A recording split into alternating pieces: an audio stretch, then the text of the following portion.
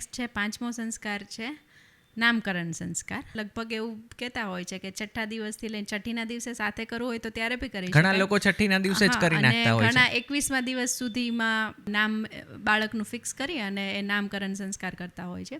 અને મેઇનલી તો રાશિ ઉપર પાડવું.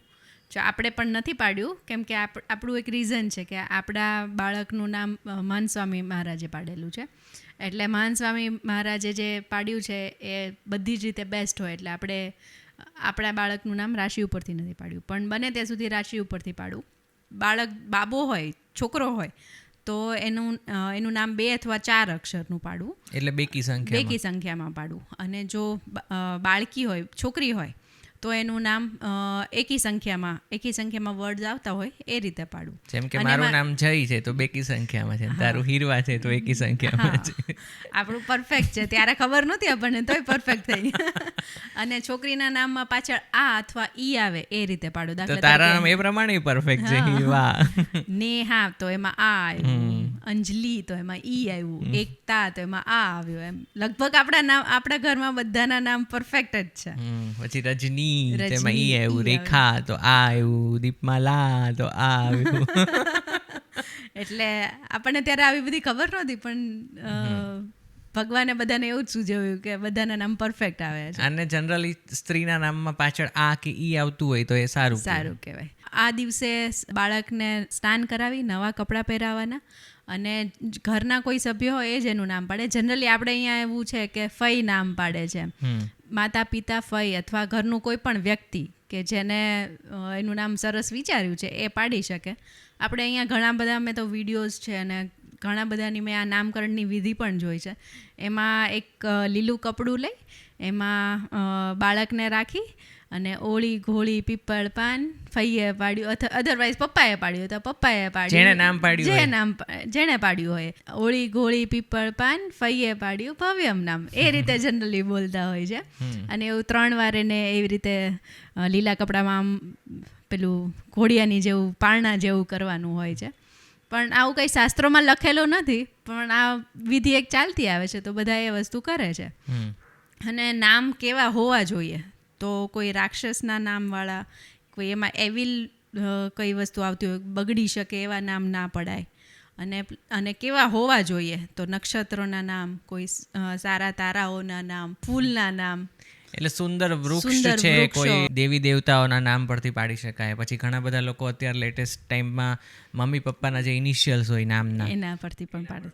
પછી જે જન્મસ્થાન હોય તો એના નામનું કોઈ પાર્ટ હોય એના પરથી ઘણા લોકો પાડતા હોય છે. જેમ કે આપણે અહીંયા ભાવનગરના મહારાજા છે તો એ ભાવસિંહજી મહારાજ, ને એના પરથી ભાવનગર, તો એ રીતે બી તમે પાડી શકો. પછી કોઈ સદગુણો છે, કોઈ સારા વર્ચ્યુઝ છે તો એના ઉપરથી તમે નામ પાડી શકો. કોઈ સારા ગુણો છે એના પરથી તમે નામ પાડી શકો.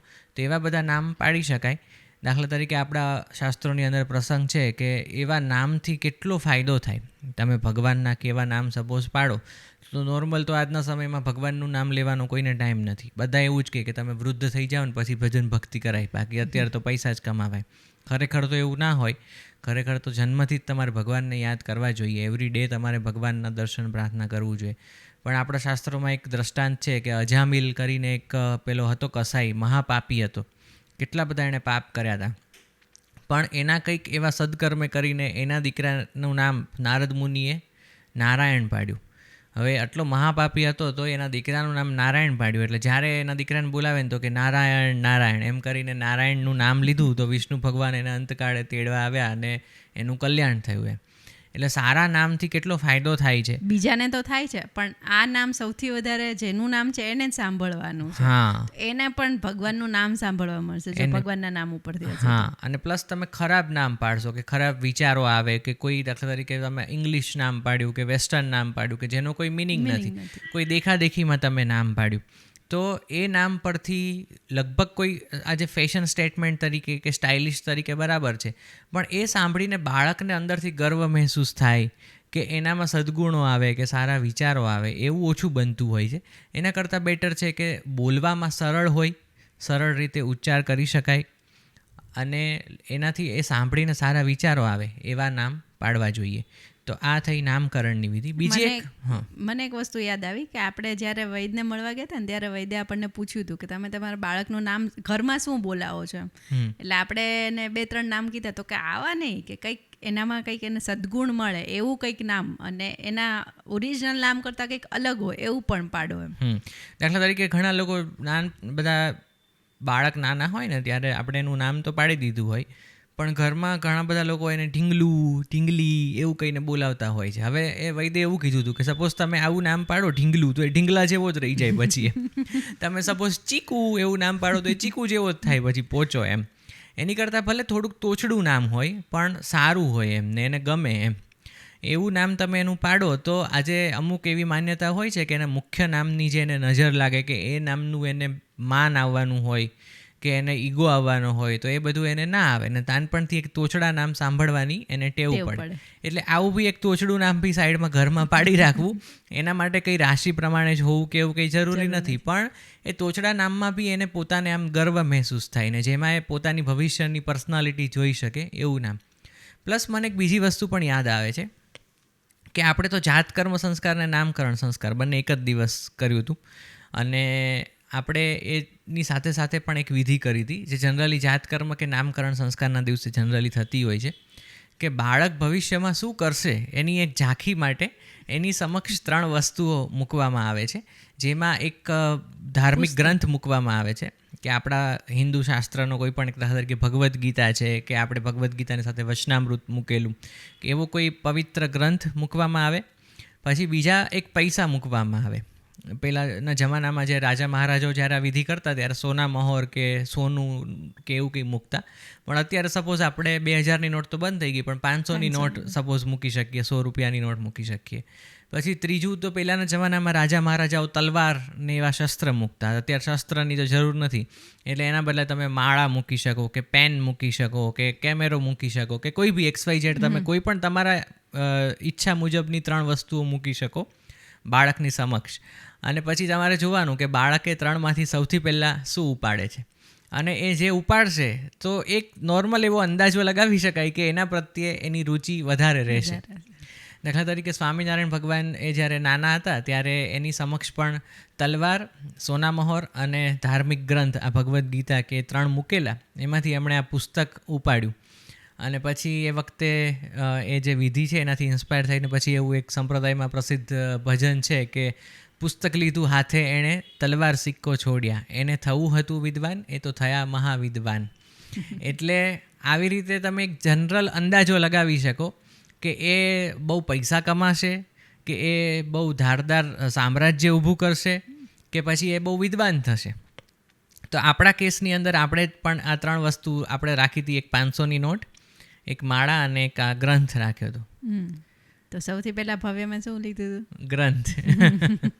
પછી નેક્સ્ટ 500ની નોટ. પણ ટૂંકમાં તમે આવું એક આ વિધિ છે એક સિમ્બોલિક છે એવું જરૂરી નથી કે ઉપાડે પછી એને ભવિષ્યમાં મારી મચડીને એમાં જ ફીટ કરવો પણ એક આપણા આનંદ માટે ને આપણને જનરલ આઈડિયા આવે ને એક અવેરનેસ આવે એના માટેની એક આ વિધિ છે તો એ પણ તમે આની સાથે કરી શકો.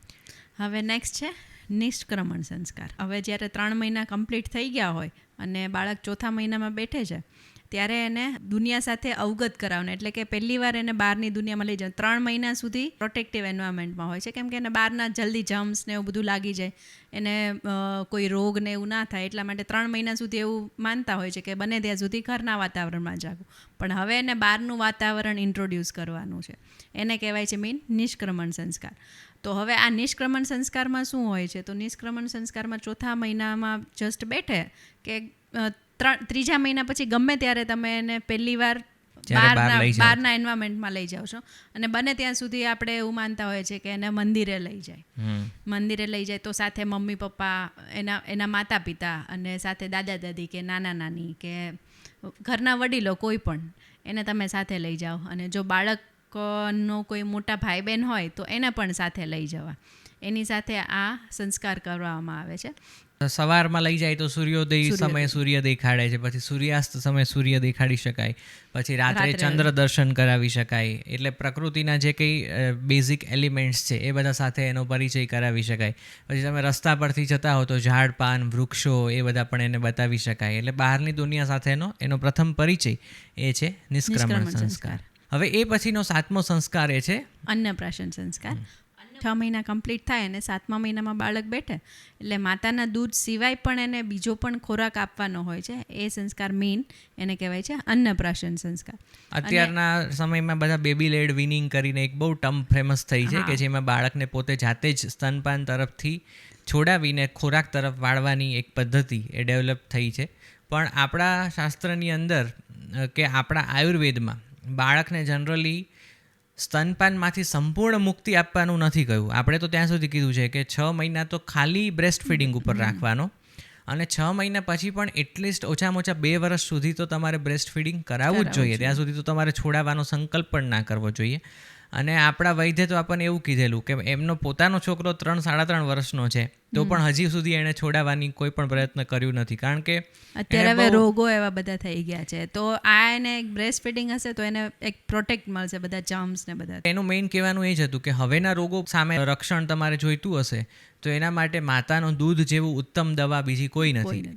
એ માતાના દૂધથી એના શરીરમાં અત્યારથી જે એન્ટીબોડીઝ બનશે એ જ એને ફ્યુચરમાં બધા રોગો સામે રક્ષણ આપશે. એટલે એ જેટલું પીતો હોય ને એટલું એને સ્ટાર્ટિંગમાં પીવા દેવાનું. એનો મતલબ એવો નથી કે તમે એને એ જ પીવડાવ્યા રાખો. બાળકને તમે એક વખત સોલિડ ફૂડ ઇન્ટ્રોડ્યુસ કરશો ને એટલે સામેથી પછી એ માંગશે, એ દૂધ પણ માંગશે અને સોલિડ ફૂડ પણ માંગશે. તો મેઇન આ સોલિડ ફૂડ ઇન્ટ્રોડ્યુસ કરવા માટેનો આ સંસ્કાર છે જે જનરલી 6 મહિના કમ્પ્લીટ થાય ને 7મા મહિનામાં બેઠે ત્યારે કરવાનો છે. અધરવાઇઝ એને ફર્સ્ટ દાંત જ્યારે ફૂટે છે ત્યારે પણ એ કરી શકાય. બાળકને નવડાવી અને નવા કપડાં પહેરાવાના હોય છે. એ તો મને લાગે બધા જ સંસ્કારમાં આ તો હોવાનું છે, કોમન છે. કોઈ પણ સંસ્કારની કે કોઈ પણ વિધિ કરતા હોય એટલે બાળકને સવારે એકદમ નવડાવી સ્વચ્છ કરી ને નવા કપડાં પહેરાવીને તૈયાર કરવાનું, અને પછી ખીર જેવું બનાવી અને બાળક ખાઈ શકે એવા ફોર્મમાં એને રાખવાનું. અને એ દિવસે માતા પિતા એને સૌથી પ્રથમ એ જમાડે અને પછી ફેમિલી મેમ્બર્સ હોય જે બી હોય એ લોકોને ખવડાવવા દેવું તો એ ભાઈ એને જરીક બાળકના મૂડ પર આધાર છે. જો બાળક કોઓપરેટ કરતો હોય ત્યારે એને થોડોક આમ મૂડમાં હોય તો બધા થોડું થોડું એને ચખાડે, અને બાકી જે વધે છે એ માતાએ ગ્રહણ કરી લેવાનું છે. અને બધાને બસ સરસ આશીર્વાદ મળે કે હવે એ જ્યારે સોલિડ ફૂડ ઉપર જાય છે તો એને બધું સરસ પચી જાય, એને કોઈ ફૂડનું કોઈ ઋણ ના રહે. એને એક તો તમે જ્યારે નોર્મલ વિધિ કરતા હો કે જ્યારે શ્લોક બોલો ત્યારે લગભગ એ શ્લોકમાં જે આવી જતું હોય છે. નહીં તો તમે શ્લોક ના બોલવો હોય તો ભગવાનને પ્રાર્થના બી કરી શકો. માતા પિતા છે એ બાળકને લઈને ભગવાન સમક્ષ બેસે અને સ્ટાર્ટિંગમાં બધી જ વિધિમાં ભગવાનનું ઈષ્ટ દેવતાનું મંગલાચરણ છે કે નામ જપન છે એ તો તમે કરી જ શકો. અને સાથે તમે ભગવાનને એ સંસ્કાર રિલેટેડ પ્રાર્થના કરી શકો કે અન્ન સંસ્કારમાં જેમ તે કીધું એમ કે આ અન્ન છે એ અમને પચી જાય, એની તબિયત બહુ સારી રહે, એ ખૂબ હેલ્ધી રહે અને અન્નનું એના ઉપર ઋણ ના ચડે, અને એ અન્ન છે એને બધી જ રીતે ગણ કરે. આયુર્વેદમાં જે આ 3 દોષ કીધા છે વાત પિત્ત ને કફ, એ ત્રણેય એકદમ ન્યુટ્રલ રહે અને એની કોઈ એને આડઅસર ન થાય એ રીતે આપણે આ અન્નપ્રાશન સંસ્કારની વિધિ કરતા આપણે ઇન્સ્ટાગ્રામમાં બને તો આપણે જે ભવ્યમના અન્નપ્રાશન સંસ્કાર ઉજવીએ તો એની રીલ અથવા રીલ કંઈક આપણે શેર કરશું. આપણે ભગવાન સમક્ષ અને ભવ્યમ સમક્ષ એક સરસ અન્નકૂટ તૈયાર કર્યો હતો અને આપણે એને પછી દૂધ, મધ, ઘી અને દહીં એમાં તૈયાર કરેલો જે ભાત છે એ જે શાસ્ત્રમાં લખ્યું છે એ પ્રમાણે આપણે એને જમાડેલો. અને પછી વારાફરતી એ દિવસે એને તો બહુ મજા આવી હતી એટલે પછી બધા જ રિલેટિવ્સ છે બધાએ એને થોડું થોડું જમાડ્યું ને એને બધાના હાથનું થોડું થોડું ખાધું હતું એટલે મજા આવી. હવે નેક્સ્ટ સંસ્કાર છે ચોલકર્મ સંસ્કાર. જનરલી બધા 1.25 વર્ષે કરતા હોઈએ છીએ તો 1.25 વર્ષે એનું મુંડન કરાવવું. બાળકને અત્યારથી મુંડન કરાવવા દ્વારા એને હાઇજીનની અને સ્વચ્છતાની પ્રેરણા મળે કે મારે આખી લાઈફમાં મારે હાઇજીન મેન્ટેન કરવાનું છે. એની સાથે સાથે એના નખ પણ કાપતા હોય છે આ વિધિમાં, એટલે આખી જિંદગી દરમિયાન વારે વારે જ્યારે જરૂર પડે ત્યારે એના વાળ અને નખ કાપતા રહેવા એની એક શિક્ષા મળે એને, અને હાઇજીન ને સ્વચ્છતા મેન્ટેન કરવાની શિક્ષા મળે એના માટેનો આ સંસ્કાર છે. જેમાં પણ સવારે નાહી ધોઈને અગેન તૈયાર કરી નવા કપડાં પહેરાવી ફેમિલી ફ્રેન્ડ્સને બોલાવવા હોય તો એ લોકોને બોલાવી શકાય. હવે પહેલાં તો એવું કરતા કે વાણંદને ઘરે બોલાવતા અને ઘરે એ વિધિ કરતા, પણ હવે તો એવું પોસિબલ કદાચ ના થાય, તો માતા પિતા કે બેમાંથી કોઈ એક એને બાળકને લઈ અને ત્યાં જાય હેર સલૂનમાં અને ત્યાં એનું શેવિંગ કરે. જનરલી આમાં એવું બી હોય છે કે તમારા કોઈ પૂજ્ય હોય, તમારા કોઈ ગુરુદેવ હોય કે કોઈ સંતો હોય, એની આગળ પ્રથમ વખત બાળકની લટ લેવડાવતા હોય છે, જેને કર વિધિ પણ કહે છે, કે બાળકની પ્રથમ લટ કે પ્રથમ વાળ એ કાપે કાતરથી અને એ વાળ ઘણા સાચવી રાખતા હોય છે. અને પછી વાણંદ છે કે હેર સલૂનમાં કોઈ પણ વ્યક્તિ છે એનું મુંડન કરે, તો એ પણ આને એક પવિત્ર માનવામાં આવે છે. ઘણા લોકો તો એવું પણ કરતા હોય છે કે એનું બાળક છે 1 વર્ષનું થાય કે એની આજુબાજુ ગમે ત્યારે જ્યારે પણ એ લોકોને ટાઈમ રહે કે બધું મેળ પડતો હોય ત્યારે સાકર તુલા પણ કરાવતા હોય છે. હા, એટલે ઘણાને દાખલા તરીકે પહેલેથી એવી માનતા માની હોય ઘણા લોકોએ કે મારા ઘરે પુત્ર કે પુત્રીનો જન્મ થાય તો અમે આ મંદિરમાં જઈને કે આ જગ્યાએ જઈને અમે સાકર તુલા કરીશું કે આ કરીશું એમ. અને પછી એ જેટલા બાળકનું વજન હોય એટલા જ વજનનું સામે સાકર મૂકી અને એ સાકરનું પછી ત્યાં આગળ દાન કરતા હોય છે, જે મંદિરમાં કે જે જગ્યાએ કરી હોય એ પ્રમાણે. તો આ છે ને બહુ વર્ષોથી આપણા હિન્દુ સંપ્રદાયની અંદર, હિન્દુ ધર્મની અંદર આ વર્ષોથી એક આ પ્રણાલી ચાલી આવે છે. તમે મહાભારતમાં પણ આના બહુ ઉત્તમ પ્રસંગો જોવા મળે છે કે દાખલા તરીકે સીબી રાજા હતા આપણા બહુ પૌરાણિક કાળમાં, તો એ સીબી રાજાની પરીક્ષા લેવાનું ઇન્દ્ર અને અગ્નિદેવે નક્કી કર્યું કે આપણે આ સીબી રાજા બહુ બધા કહે છે કે બહુ ધર્મવાળા છે અને બહુ આવા છે, તો આપણે ચલો પરીક્ષા લઈએ. તો એ લોકોએ બંને ગરુડ અને કબૂતરનું રૂપ લઈને, લગભગ એ બેનું રૂપ લઈને ત્યાં ગયા અને પછી એણે ગરુડે છે ને એ પેલા કબૂતરનો શિકાર કર્યો એની સામે. એટલે પહેલાં એ કીધું કે તું આ કબૂતરને છોડી દે, તારે જોઈએ તો તું મારું માંસ લઈ લે, પણ કબૂતરને છોડી દે. તો કે વાંધો નહીં, તમે કબૂતરના વજન જેટલું તમારું માંસ મને કાપીને આપશો તો હું કબૂતરને છોડી દઈશ. અને પછી એ સીબી રાજાએ પોતે છરી લઈને પોતાના શરીરમાંથી માંસનો લોચો એ પહેલાંમાં મૂક્યો ત્રાજવામાં, પણ કેટલા બધા લોચા મૂક્યા તો એ કબૂતરના સામે પેલો ત્રાજવું તોલાય જ નહીં. પછી તો એને એમ થઈ ગયું કે હવે તો હું મરી જઈશ એમ, આટલું બધું માંસ જો નીકળી જશે, એટલે પોતે જ ત્રાજવામાં ઊભા રહી ગયા કે તું હું હવે આખો જ તારા માટે. એટલે કેટલી મોટી વાત કહેવાય કે રાજાએ પોતે એક કબૂતર જેવા જીવ માટે પોતાની જાતને મૂકી દીધી. આપણે આજે મિત્ર માટે કે સગા સંબંધી કે પડોશી માટે આવું ના કરીએ. એણે એક કબૂતર માટે થઈને પોતાની જાત મૂકી દીધી. ત્યારે પેલા કબૂતરને ગરુડમાંથી ઇન્દ્ર અને અગ્નિદેવ પ્રગટ થયા અને પછી એને જે કંઈ હતું એનું માંસ એ બધું એનું પાછું આપી દીધું, એને સ્વસ્થ કરી દીધા અને એના પર પ્રસન્ન થયા અને એને જે કંઈ વરદાન આપ્યા. આ તો બહુ અપ્રચલિત પ્રસંગ છે, બહુ બધાને ખ્યાલ નહીં હોય, પણ એક ખૂબ જ પ્રચલિત પ્રસંગ જેની આપણે અત્યાર સુધી વિધિ પણ કરતા આવ્યા છીએ એ છે કૃષ્ણ ભગવાનનો પ્રસંગ. કે કૃષ્ણ ભગવાનને આપણે બધા જાણીએ છીએ કે ઘણી બધી રાણીઓ હતી. એની મુખ્ય રાણીઓમાં હતી એક તો રૂકમિણી અને સત્યભામા. હવે સત્યભામા જે હતી ને એ બહુ જ પૈસાદાર રાણી હતી, એ બહુ જ શ્રીમંત હતી, ગર્ભ શ્રીમંત કહી શકાય એવા પરિવારમાંથી આવતા હતા. અને જે રૂકમિણી હતા એ બહુ ગરીબ હતા, એમની પાસે એટલી બધી સંપત્તિ નથી. તો નારદ મુનિએ છે ને એ વખતે ત્યાં કંઈક આવ્યા હશે ને એવો કંઈક પ્રસંગ મને એક્ઝેક્ટ તો યાદ નથી, પણ સત્યભામાએ એ વખતે નારદ મુનિએ કીધું કે જે કૃષ્ણ ભગવાનના ભારોભાર મને સંપત્તિ આપશે તો કૃષ્ણ ભગવાન છે એ હું એને એની આગળ રહેવા દઈશ એમ. તો સત્યભામાએ કૃષ્ણ ભગવાનને સોના મહોરોને જ્વેલરીથી તોડ્યા. એની આગળ જેટલા ઘરેણાં હતા એને કૃષ્ણ ભગવાન એક બાજુના પલડામાં અને બીજી બાજુના પલડામાં સત્યભામાએ એટલી બધી જ્વેલરી મૂકી. હવે એ ઘરેણાનું વજન એટલું બધું હતું ને કે કૃષ્ણ ભગવાન કરતાં લગભગ 3-4 ગણું વજન હતું, તો પણ કૃષ્ણ ભગવાન તોલાયા નહીં. કૃષ્ણ ભગવાનનું પલડું નીચે ને પેલું જ્વેલરીનું ઉપર. હકીકતમાં તો જ્વેલરીનું નીચે થવું જોઈએ ને, પણ એવું ના થયું. પછી રૂકમિણીનો વારો આવ્યો. રૂકમિણી તો બિચારી ટેન્શનમાં કે મારી આગળ તો આટલી સંપત્તિ જ નથી, તો હું શું મૂકું આમાં. પણ એને એના મમ્મી પપ્પાએ જે નાનપણમાં સંસ્કાર આપ્યા હશે એમાં એને યાદ આવ્યું કે દુનિયાની સૌથી મોટી સંપત્તિ તો તુલસી છે, એનાથી પૈસાદાર કે એનાથી વધારે કિંમતી તો કંઈ નથી. તુલસીના એક પાંદડે તુલસીનું એક પત્ર લઈ અને ત્રાજવામાં ત્યાં સામે મૂક્યું અને ભગવાન એ તુલસીના પાંદડાથી તોલાઈ ગયા. તુલસીનું પત્ર પેલું એના ઉપર આઈ થિંક એક ભજન ભી છે, અત્યારે મને યાદ નથી, પણ બહુ સરસ ભજન છે. પાંદડે તોલાયા ભગવાન કે એવું કંઈક છે. પણ ટૂંકમાં એક તુલસીનું નાનું પાંદડું એ એણે ત્રાજવામાં મૂક્યું અને ભગવાન ઉપર આવ્યા. ત્યારે સત્યભામાને સમજાયું કે ભગવાન છે ને એને કિંમતી વસ્તુઓ નથી જોઈતી, પણ ભગવાનને તમારો ભાવ જોઈતો હોય છે. તો તમે સાકર તુલા કરો કે સુવર્ણ તુલા કરો કે પ્લેટિનમ તુલા કરો કે ગોલ્ડ તુલા, જે કંઈ તમારા ઈચ્છા છે એ પ્રમાણે તમે કરો, પણ એમાં તમારો ભાવ શું છે ને એ દાન દેવામાં એ બહુ જ ઇમ્પોર્ટન્ટ છે. કે તમે ભલે સાકરની બદલે સામાન્ય તુલસી તુલા કરો, તમે તુલસીના પત્ર મૂકીને કરો, પણ એમાં પણ જો ભગવાન પ્રત્યે તમારો સમર્પણનો ભાવ હશે કે તમારો ભક્તિનો ભાવ હશે તો ભગવાન છે ને એ તોલાઈ જશે. અને બાકી તમે સોનાના બિસ્કિટ મૂકશો ને તો એ ભગવાન નહીં તોલાય. એટલે આ આપણા શાસ્ત્રોની અંદર કે આપણા ઇતિહાસમાં, આપણા ધર્મની અંદર બહુ એક સમર્પણની, એક ભક્તિની ભાવના, એનું પ્રતીક એના રૂપે આ તુલા છે કે ભગવાન પણ તોલાઈ જાય છે જો તમારી અંદર એવી ભક્તિ હોય તો. એના પ્રતીક રૂપે આ તુલા છે એ કરવામાં આવતી હોય છે. એ જનરલી 1 કે 1.25 વર્ષની આસપાસ કે એના પ્રથમ જન્મદિનની આસપાસ લોકો આવું કરતા હોય છે. હવે એના પછીના જે નેક્સ્ટ 4 સંસ્કાર છે એ વાત હવે આપણે નેક્સ્ટ એપિસોડ